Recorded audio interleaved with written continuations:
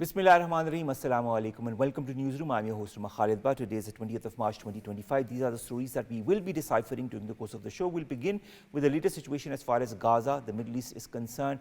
The number of casualties keeps on increasing as far as the violent brutalities that are being perpetrated by the Israeli forces is concerned. Around 70 plus people have already been killed in the last 24 hours alone, and they add to the 400 plus people that have already been butchered by the Israelis. To add to that is the plight of the humanitarian issues, which also have perplexed the people of the Gaza Strip. The 18th day of no aid supply to Gaza continues. To add to that is the electricity supply that has been cut. There are some efforts that are going on by some political players or global players, but will that reap the benefit is something that we will try to discuss in our first segment. Our second story concerns the Ukraine Russia conflict that has now entered its 1120th day. And now, although the Russian side has now agreed to a partial ceasefire that will go on for 30 days and in which the energy installments are not going to be targeted, but what kind of a benefit will that reap in the long run? Will both the sides, that is Russia and Ukraine, agree to move forward, agree to bring this ceasefire to a permanent context or not? Will the US play an important role in this as it has already played? We will decipher that in our second segment. Then we are going to talk about water crisis that has engulfed many countries across the world and including Pakistan. Many reports talk about Pakistan that could undergo a drought-like situation later in this year.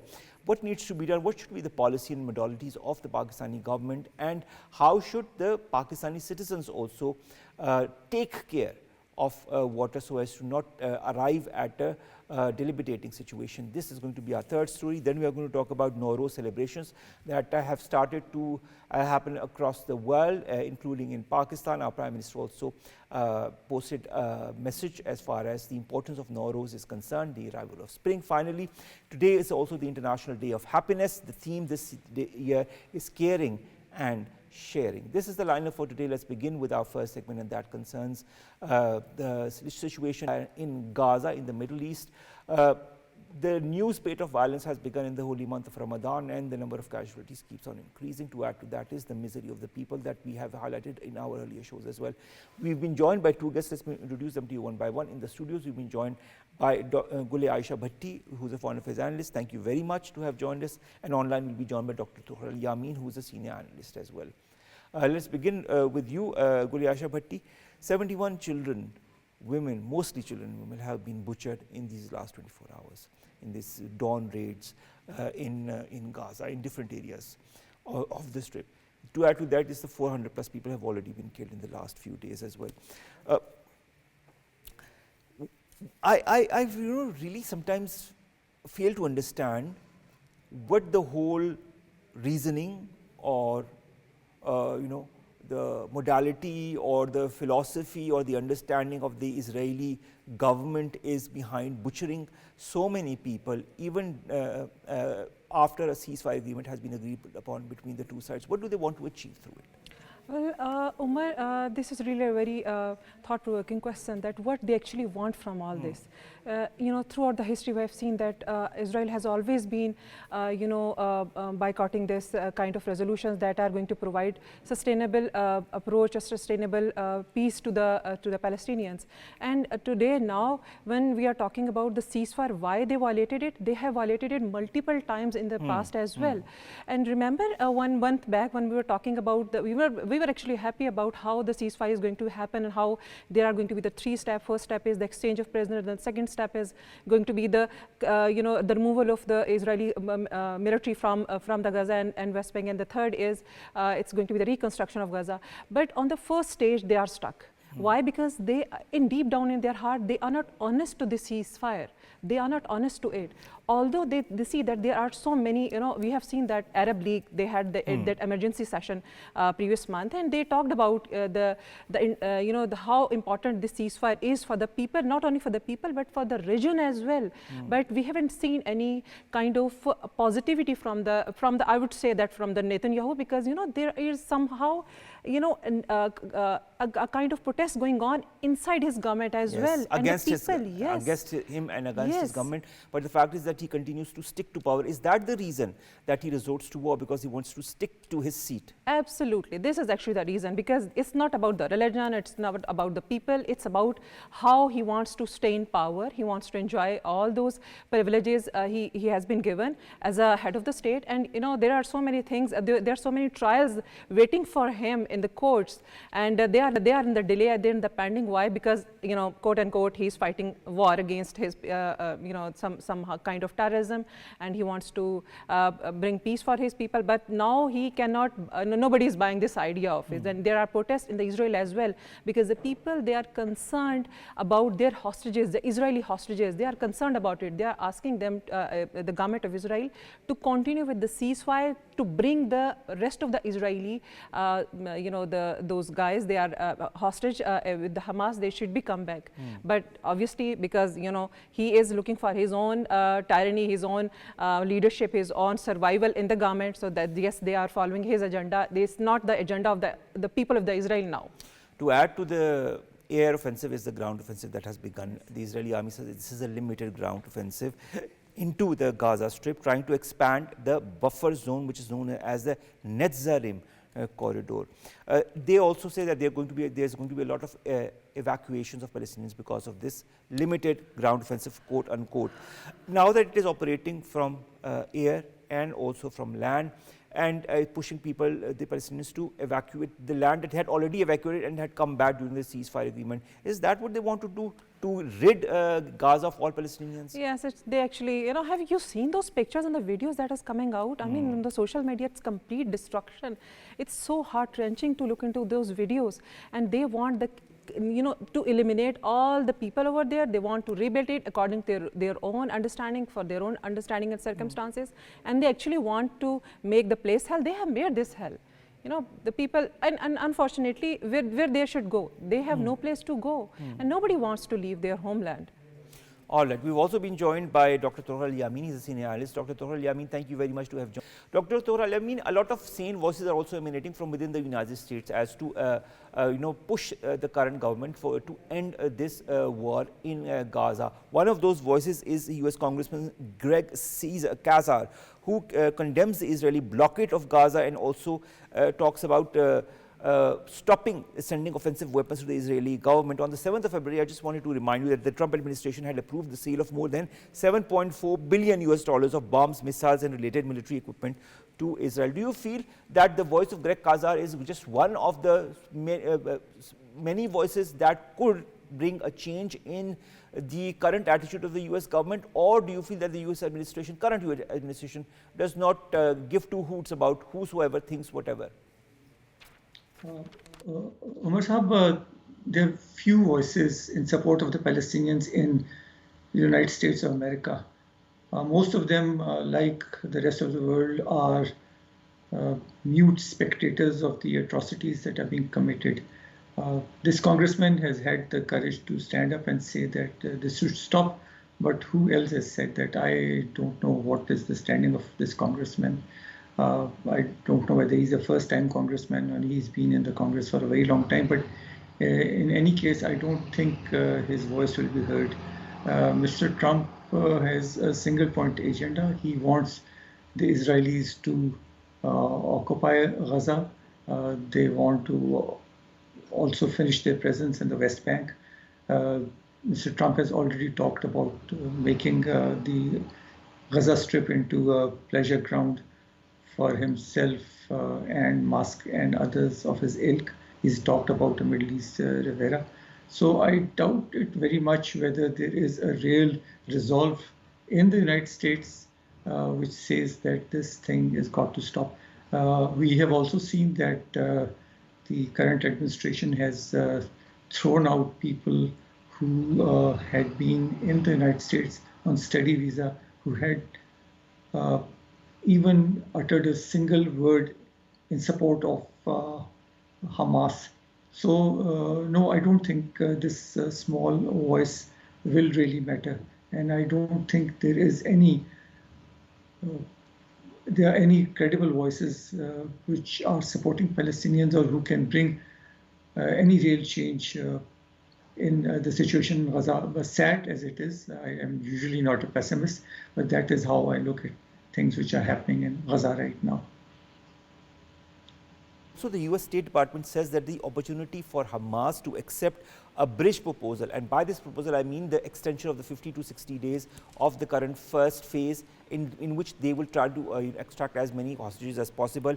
Hamas, which they say Hamas has departs from the ceasefire terms already agreed to in January. They say this opportunity to accept this bridge proposal is closing fast. They also blame the Hamas for Israel's massive deadly airstrikes. Because Hamas is not agreeing to their terms and conditions, that is the US and Israeli terms and conditions. What now? I mean, why blame Hamas when you yourself are changing the whole rules of the game when it comes to the ceasefire? There can be reasons for this. One, either the Israelis have really given up on these 50-odd hostages which are still with the Hamas, or they are trying to increase the pressure on Hamas to quickly release their hostages, because the kind of pain that they're inflicting on the civilian population is massive. They've killed 400 people a day ago, 200 today. There are droves of women and children who are running away from this bombardment. So these are the two things come to my mind. But if you see the larger picture, the Israelis are an endangered species. They do not multiply as much as the Arabs do. So they do not accept conversions. So they have to protect each and every citizen. So I'll find it very odd if they say that, okay, we will forget about these 52 hostages which are still in the captivity of Hamas. I think their larger aim is to bring the Hamas to their knees, rain so many bombs on them, inflict so much pain on their families, their children and women folk, that they relent and they give up the remaining hostages. And once they have done that, then the Israelis have a field day. They'll kill them. They will carry out the ethnic cleansing as they want to do it at their will, at their pleasure. I mean that at least seems the way things are moving. Dr. Gul-i-Ayesha Bhatti, I'd like to also look at the humanitarian situation in Gaza. 18th day since Israel's total blockade of aid to Gaza. Electricity has been cut, which is leading to other issues such as fuel and other situations in Gaza. Most of the or all of the hospitals are non-functioning. Almost all the infrastructure is destroyed. I mean, is this not genocide? It is indeed genocide. But when we talk about the humanitarian voices being raised for their rights, so they are that much little, they are that much small that it is a kind of unheardable for the rest of the community. And once we were talking about the hospitals, you know, United Nations hospitals, United Nations medical forces working over there, they have issued it so many times that there are no basic first aid facilities, basic healthcare facilities in the hospitals, that they should be there, but they are not opening that borders for this life-saving drugs and life-saving equipment. Similarly, the basic food necessities, they are not being fulfilled. They are not being provided with the pure water. All those plants they were producing the pure water, they have been destroyed. So it's a complete destruction, complete human atrocity. And just like my colleague said, that it's a kind of, you know, they are taking the Palestinians as an insect. So they don't have any worth. So nobody is thinking about their right. But Omar, I want to add another thing, that is, you know, it's not a surprise for us that we have heard, we have seen all these things since decades, how Israelis being so much vicious towards Palestinians. But you know, the Trump administration and their promises, where have they gone, all those promises they did with the Muslim Americans at home and got their votes, and then the regional players, all those Arab states, they are a good ally to America, and they always praise Trump administration. And one of the reason of the Trump coming into power is to end this war. So now he is turning all these things against them again. And you know, you have seen that 2 days back how he started his another strike in Yemen, and it's again it's just a kind of a volatile region now. So that's so disappointing to look at the Trump administration and their promises and the actuality of their decision happening, whatever they are doing. That's really unfortunate. It's a kind of really disappointing. All right, Dr. Tughral, Yamin, on the international front, the French President Emmanuel Macron says that him and the Saudi Arabian Crown Prince Mohammed bin Salman have agreed to co-chair a conference on the two-state solution to help revive a political perspective. There, Egypt, Kuwait, Bahrain and UAE warned that renewed Israeli attacks on the Gaza Strip threaten regional peace and stability. They were calling each other to update as far as the latest situation in Gaza is concerned. Palestinians' mission to the UN calls on the United Nations Security Council to act with urgency. And it says that if it does not do so, it risks further undermining any shred of credibility that the United Nations Security Council has. I'm just coupling all of these international developments. What's your take on those? For diplomacy is over. Although it's a good initiative by President Macron and Prince Mohammed bin Salman, if they say that they are going to co-chair a conference on a two-state solution, but who's going to attend it? I don't think the Israelis are going to attend it. They have long ditched any plans for sharing power with the Palestinians. In my opinion, the only solution now is a military one. I think under the responsibility to protect UN clause, we can send, countries can send their forces, coalition of willing, so to speak, an OIC force, an Arab League force, which can go and stop the genocide, to stop genocide and massacre. This responsibility to protect was legislated in the United Nations after the massacre, the genocide in Rwanda. So this is a genocide. Everybody is agreed upon. The word use of genocide it fits all the parameters of genocide, and it is the Genocide Convention, which the United States has drafted. This fits the bill. So I think there is a military solution to this. There ought to be a military solution to it. Peacekeepers must be sent. Only they can save the hapless Palestinians who do not have any even small arms to protect themselves. So they are being bombarded, they are being killed, tanks have been sent. So what do you do? Humanity has a responsibility. Humanity at large cannot sit idle. You can hold as many conferences as you want. There have been dime a dozen conferences by several bodies, including OIC and Arab League, and even there have been speeches in the United Nations General Assembly and Security Council.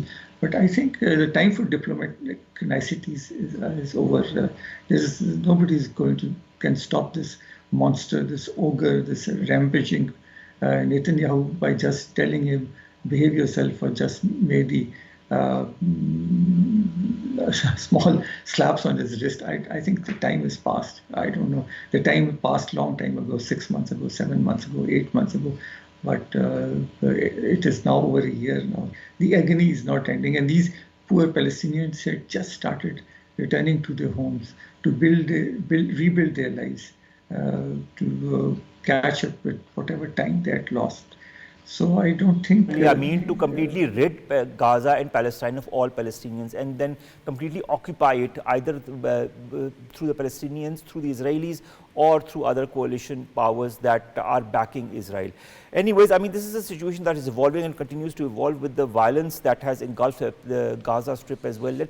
I don't know what's going to happen in the coming days. We can only, think and look at different options. Anyways, our second segment, ladies and gentlemen, is about the Russia-Ukraine conflict, which has entered its 1,120th day. And herein also there are talks of ceasefire agreements between Russia and Ukraine, but a limited kind of a ceasefire in which they will not attack each other's energy installations and things like that, but not a broad-scale ceasefire agreement. But it's the beginning of a good step. Will that step be sustained in the long run? Will both the sides come to the negotiating table with the help of US, that is acting as a mediator. We continue to be joined by Gul-i-Ayesha Bhatti as well as Dr. Tughral Yamin to discuss on that. I will begin with you, Gul-i-Ayesha Bhatti. These and I'll begin with the fighting that is going on, the drone attacks, and of course mostly there are drone attacks, whether it be from the Russian side or from the Ukrainian side. Each side is downing the other's drones, and they say, oh, we have downed at least 57. The other side, we have downed that many. Both say that they are derailing the limited ceasefire agreement. Both sides are accusing each other of doing that. Will this tit for tat offensive continue, or is this going to end? Well, Omar, I think that all of them, they want peace now, because they have exhausted all their. Imagine 1,120 days. It's a huge time, many years. Yes, and this meeting of the recent call of Mr. Trump and Mr. Putin, it's a kind of a positive development. It's the biggest diplomatic breakthrough, and I think that it is going to bring peace somehow.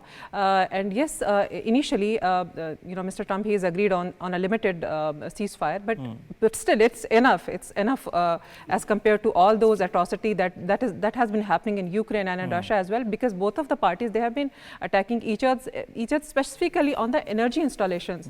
So that is ultimately bringing them down as an economy as well. So yes, it's going to be a good development, and all of them, they are working on a good faith, unlike they are doing back in Ukraine, back in Gaza.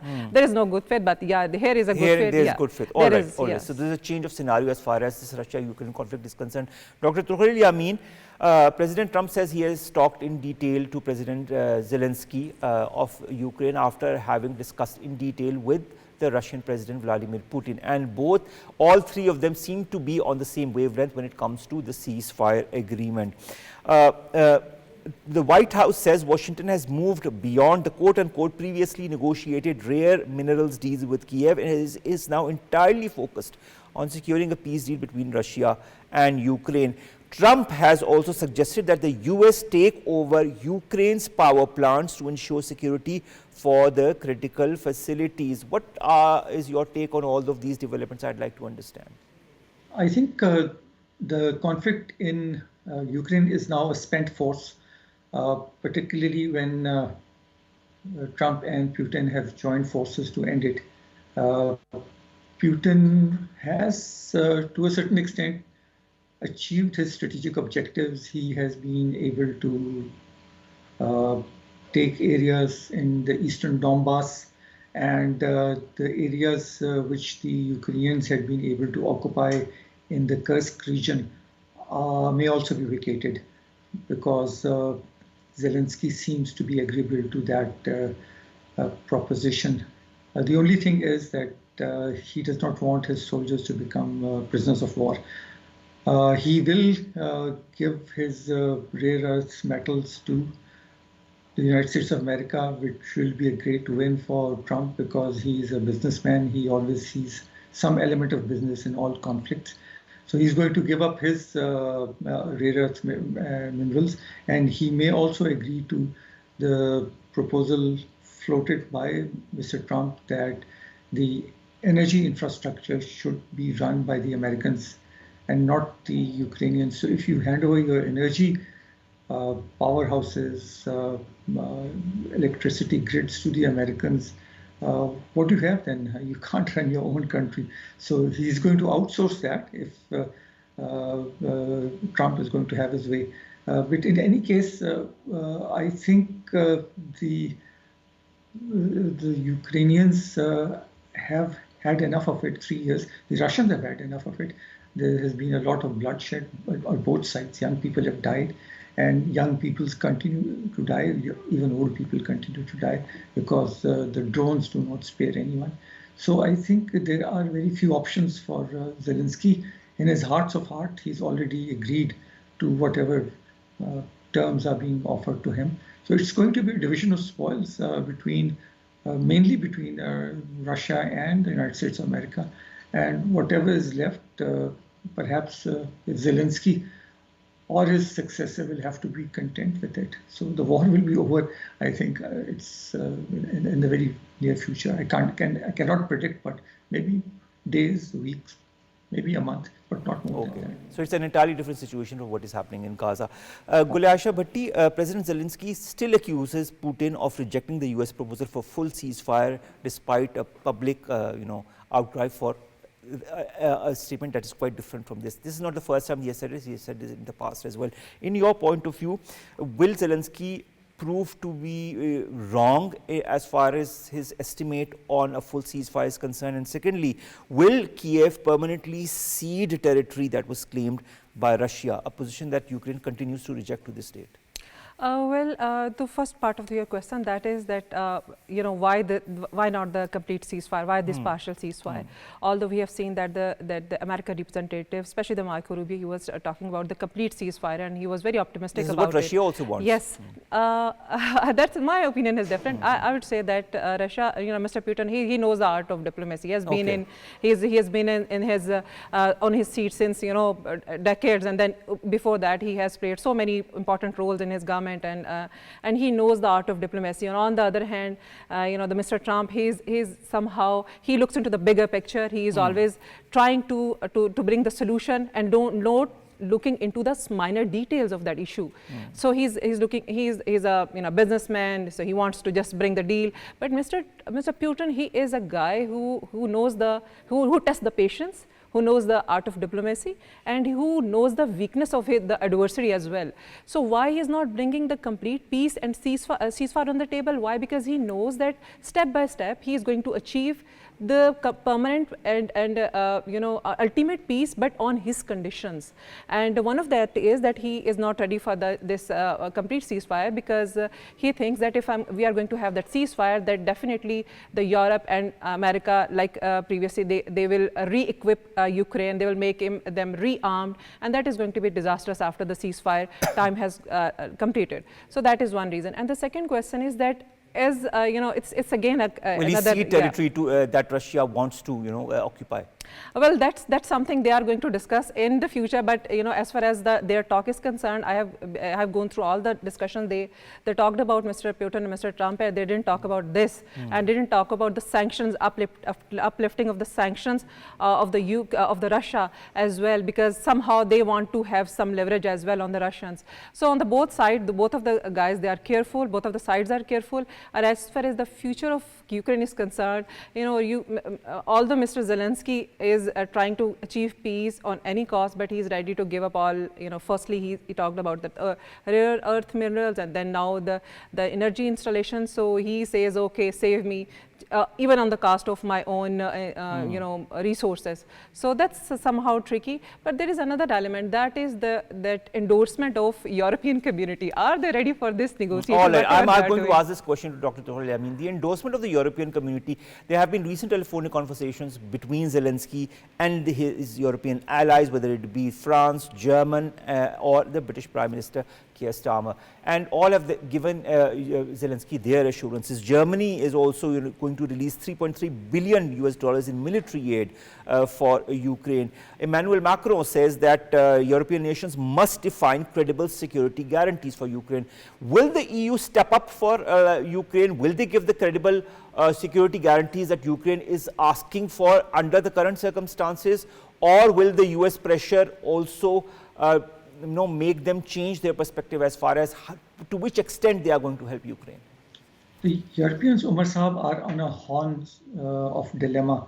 The capitulation of the Ukrainians will spell disaster for them. They have, on US nudging, invested so much in security in Ukraine that they're going to lose it all. This is like, I would say, the two world wars in reverse. They're going to lose everything. They have already lost the cheap energy supplies from Russia, and they are also at the risk of losing the security guarantee from the Americans, which they had become addicted to in the post-Second World War era. So they are going to be desperate. They are going to pump in last-ditch military aid to Ukraine. But EU, as we understand, is not a defense bloc. NATO is a defense bloc. EU is a commercial bloc. It's not a defense entity. and NATO is still headed by the United States of America. Whether Trump is going to give up that leadership, is he going to recall his generals from Brussels? I do not know. But EU and NATO are two different things, and the Europeans have at long last, started to look inwards for the security solutions. They are thinking of having their own, they're expanding their own defense forces. They are thinking of pledging more money to Ukraine, which I think would be a wasted effort. It would be they'll be throwing this money into a ship that is sinking, and you should never reinforce failure. So the Europeans are in a very tight spot. Starmer and to an extent, I think Macron have also been suggesting sending peacekeepers to Ukraine, which Trump has brushed aside. He told Starmer very clearly that the Ukrainians do not want any peacekeepers from Europe. So the Europeans are in a tight spot, very tight spot. Yeah. All right. Gul-i-Ayesha, Bhatti, Steve Witkoff, who's Trump's Middle East envoy as well, said that National Security Advisor Mike Waltz, Secretary of State Mark Rubio are going to meet with a Russian delegation in the Kingdom of Saudi Arabia over the weekend to continue talks over the current Ukraine-Russia conflict. And they said it is going to cover energy and infrastructure in general. Of course, we know what they will be talking about. But on the same time, I would just like to add to what Vladimir Putin had said a week back as to what he wanted from these talks or the future. He said he does not want any NATO membership for Ukraine. He wants recognition of Russia's claim to annex Crimea and the 4 Ukrainian provinces, an agreement that no foreign troops will be deployed in Ukraine. This is what I was asking also Dr. Tughral, Yamin. How constructive could these talks be that will be happening between the two sides over the weekend? Well, that's again, it's a kind of situation where you cannot claim any certainty in that. But still, which party is going to get what kind of share? It's something really interesting to know. If we look into what Mr. Putin is going to get, what Russia is going to get, definitely they have got a little edge, because they are saying, okay, you come here and you want a ceasefire, okay, I'll do it, but on my term.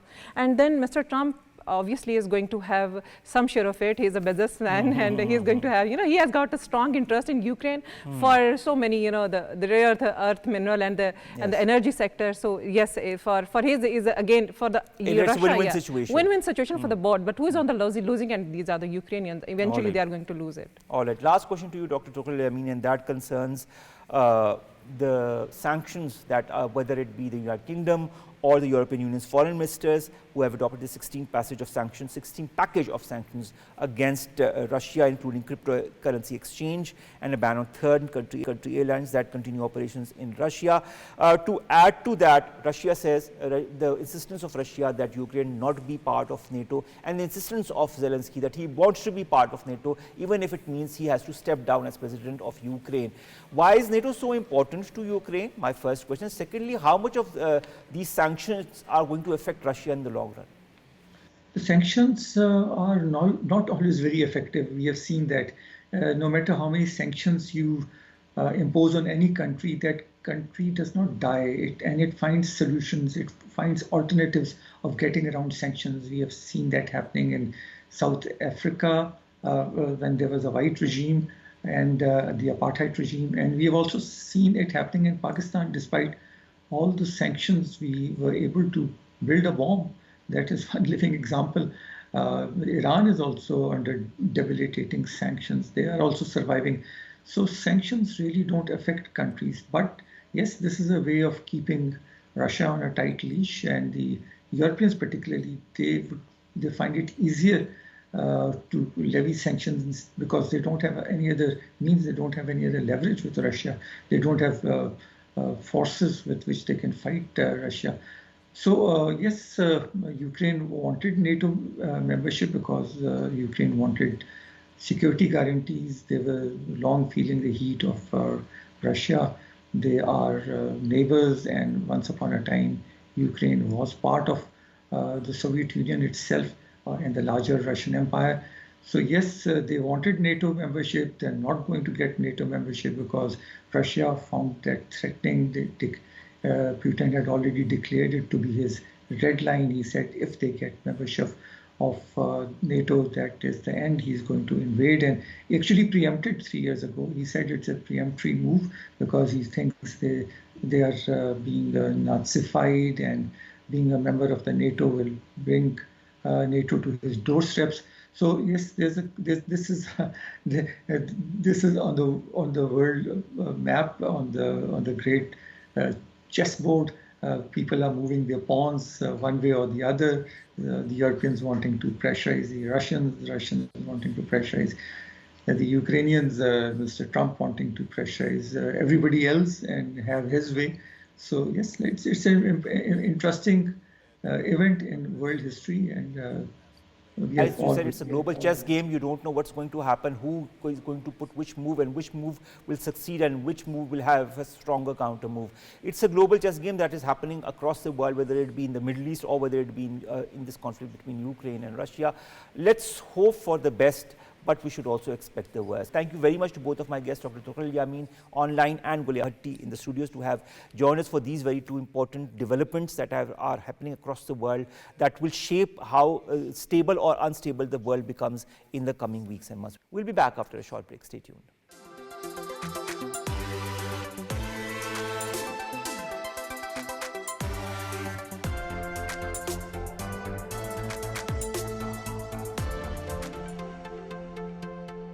Welcome back. Our third story, ladies and gentlemen, concerns the water or the lack thereof across the world, including in countries such as Pakistan. Water, as you know, is life. It sustains animal life, it sustains vegetation, it sustains the crops, it sustains our own livelihood as well, because we need water for our sustenance as well, and for the entire ecosystem across the world, including in developing countries such as Pakistan.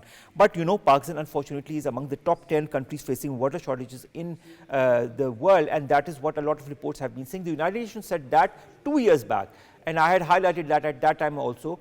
That was in fact just around the time when the floods happened. They said there's going to be a drought-like situation in 2025, and we thought, how could that happen when floods are happening in Pakistan? But we are slowly and steadily, or could be moving in that situation if the necessary methodology is not implemented in letter and spirit. To discuss more on that, we've been joined by Dr. Pervaiz Amir. He's a leading environmentalist of Pakistan, and right here with us in the studios. Thank you very much, Dr. Pervaiz Amir, to have joined us. Reservoir experts warn that due to non-storage of water in Pakistan every year, 35 million acre-feet of rainwater is wasted in the sea, and in the future there will be a crisis as far as irrigation and common use drinking water is concerned. They say that Pakistan could face a serious situation in the coming months or years if the necessary is not done. Before I come to what needs to be done, I'd like to understand what are the primary causes of this global water crisis that is now affecting communities across the world, including in Pakistan. I think primarily it is CO2 emissions, it is your global warming. So what that is doing is that it's raising up the temperatures, the demand for water is going up everywhere, I mean it goes up. And what you're seeing is a cyclical change in the patterns. What we were seeing earlier, the weather patterns which we earlier used to have, we no longer have those. This year you just can remember, you know, that there hasn't been any rainfall during the winter months. Yes. But now in March you're Only getting now all we the are rain, having some rainfall, some yes. rainfall, you know. So, I mean, you cannot cater for that. For 4 months you get no rainfall, and then 1 month you get some rainfall, you know. Agreed. And the last 10 years, Omar sahab, have also been, I think they're on record as being the hottest years in history. But you're going to see much more of that. I mean, I think you're going to see much more of that. All right. Dr. Pervaiz Amir, what role could our governments play, our private sector play, to ensure sustainable water management policies? I think you have a water policy of 2018, which basically says everything, you know, it wants to do everything. You set up a priority, both for the private sector as well as for the government. The government wants to be there as a regulator and as a referee and an umpire for the players. It does some investments, but it should pass on a lot of that work onto the private sector, I think. All right. And that's the trend worldwide, you know. I mean, while most of the mega loans which you get for water projects come from places like the World Bank and some Asian Development Bank and other places, they are the main players, but the private sector is a very, very important role to do, and especially when it comes down to the micromanagement of it. I think most of our emphasis has always been on infrastructure, you know, that the government always wants to have its hands on the infrastructure part. You want to also sort of deregulate that and start moving towards the private sector, private-public partnership. I think that's a better mode than just strictly, because these are very expensive projects. I don't think any private sector can solely finance some of those, you know. So you need both of them. All right, you talk of infrastructure, Dr. Pervaiz, Amir. When we talk of infrastructure, discuss it, the first thing that comes to mind is dams, then reservoirs, then such embankments that would store the water. Do you feel Pakistan has done enough? What more needs to be done as far as these infrastructures, these reservoirs, these dams is concerned? There are the contested dams like the Kalabagh that haven't been constructed because of political issues and other issues with the people who have certain reservations. But what needs to be done in order to, store as much of water as possible, specifically when it comes to heavy rains or flood-like situation? I think this was laid out very well in Leafnik in 1960. Pakistan is a test case for the world. We've been at the forefront of water development, and a lot of projects were identified, about 9 of them plus. You know, some we have started off, like Kardu, Satparas.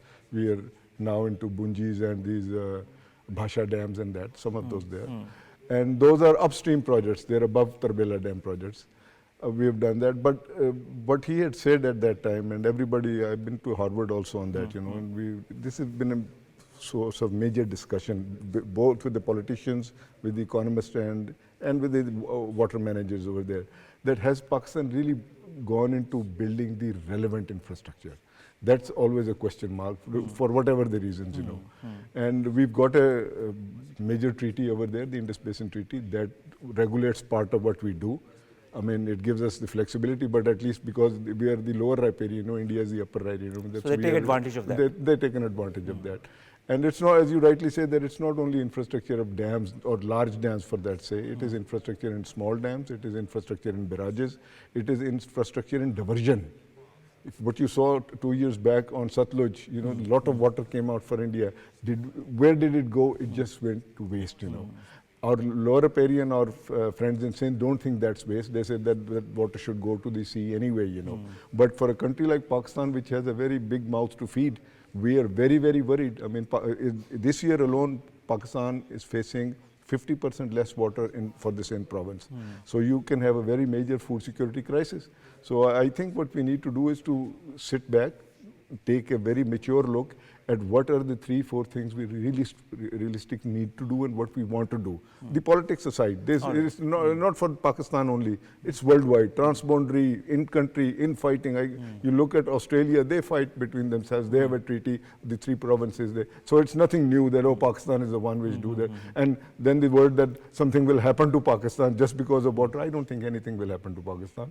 It is just taking the mature economic decisions for the long term, you know. You don't make water decisions for short term, because there we are talking about. But what are the major economic decisions that you feel need to be taken and implemented? I think what you do is you have infrastructure like you have for Bhasha. I've worked on that. It's good. That's going to come up in 2029, maybe even 2 years further delayed, you know. Our main problem which Pakistan faces is we need structures below Tarbela Dam. That's our main issue. All right. I don't care where it is. I don't care what you call it, the Blue Dam or the Kala Dam or whatever. I don't care. You want to be able to hold on to the flows which come from the Kabul River. You want to take the excess water which comes in from the catchment. You want to take the excess water which is let down below Tarbela. These 2 dams, Mangla Dam and Tarbela Dam, they are basically running out of life, you know. When their capacity is 60% drawn down, you know, we just don't have the, while we say that we have 13.2 million acre feet of capacity, over the next 5-7 years, you're not going to have that. You're going to have 7-8% of the capacity. Any mature country, you take your neighbor over there, 5,000 dams. You take United States, 26,000 dams. You take India, China, I don't even know the number, that's over 20,000 dams. When it comes to Pakistan, even with these 3-4 infrastructure projects, which are vital for our country, we tend to take a ceremonial look, you know, a polarization on that. And part of that polarization is self-created. Part of it's created by hegemony from one particular province, as some people say. And then there is a lot of interest within India In 2018, we had a conference. The Supreme Court of Pakistan organized. We brought in the best expertise in the world, 500 people, top-notch, all of the judiciary sitting there. And in the sessions which I was asked to sort of moderate over there, it was very clear. The polarization is so hard when it comes to some dams. There are neighbors which don't want infrastructure on water to be developed in Pakistan, simply, at least not for the next 40 years. They want to have such a big leap that then you're always on the tight leash. On the western rivers, which we have access to, you know, the three ones. In India has Ravi, Beas, and the other three, these three rivers are the India, Satluj, whereas we have the other one, Jhelum, Chenab, and Indus. We only have ability to go for damming further on these Indus River, you know. We don't have any capacity on the other river. Barrages, yes. We have some capacity to do some additional barrages. Qaid-e-Azam barrage, we can do a barrage in 7. I've always been a proponent that you make the lower riparian Sindh very, very secure. It should feel very, very secure. Unless you do that, we want to make Balochistan very secure in water. We have not done that. We have not even touched Balochistan. Their share goes down into Sindh. It is utilized. They don't get a penny for it. And that's part of the thing, you know, that exploitation. This is what you're doing. Punjab exploits Balochistan, Punjab exploits Sindh. Sindh doesn't take any waters out of, other than the small canal which they have going up to Sibit. It doesn't take up any water. We need to set things in motion. We need to ensure that we have a structure below Kabul River, so the waters which are coming from Afghanistan, they are not committed yet. They will get committed. All right. All right. Last question to you, Dr. Saab, and that is multifold. Can we, yourself, myself as individuals, reduce our water footprint to help mitigate water scarcity? Secondly, do you feel technological innovations could be promising for addressing water shortages such as desalination or water recycling? And how can we protect natural water resources like rivers, lakes and wetlands from pollution and overuse as well? I have coupled 2 or 3 questions. These are 3 areas. Let's take them one by one. I think your first one is on, let's take it from the last one, on pollution, you know. What can you do for pollution? It is basically the type of plastics which are going in. It is the type of chemicals. Our main problem is that most of our factories which we have, industrial towns, they are pumping all their garbage and sewage into our rivers. If you look at Lahore, you look at where our these large fertilizer factories are located, you look at our agriculture. If you, most of the 80% of the pesticide generated pollution comes from the Punjab side, from the top. Where does it go? It goes into the same. So our Indus River, it serves as basically a garbage can to sort of throw that downstream.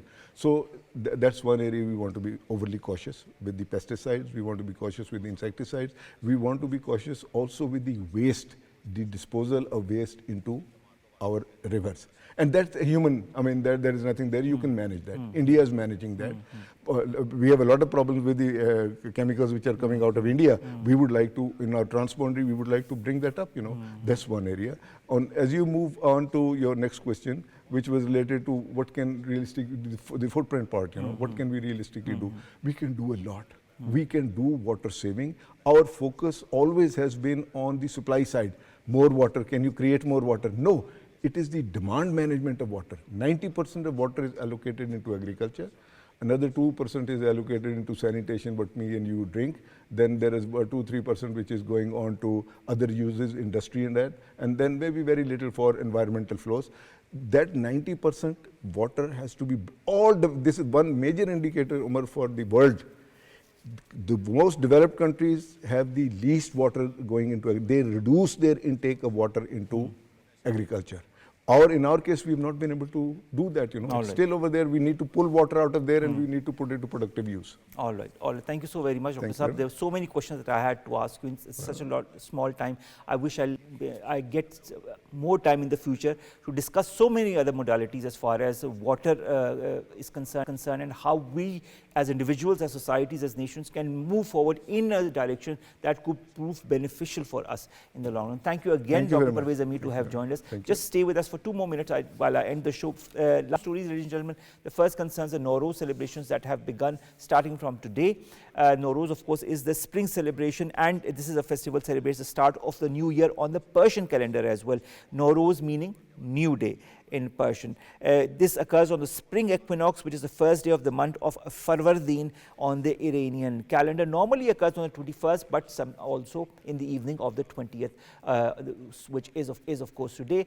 And that is why the celebrations for that have begun in many countries across the world. Our Prime Minister has also issued a statement extending greetings to the people celebrating Nowruz in Pakistan and across the world. And he says this day marks the advent of spring and the renewal of nature, and that is an expression of gratitude for the countless blessings that we have been bestowed upon as humanity. And of course, he talked about the hopes and aspirations for the new year as well. Last story, ladies and gentlemen, International Day of Happiness. I think this is something that we need much more than many other things.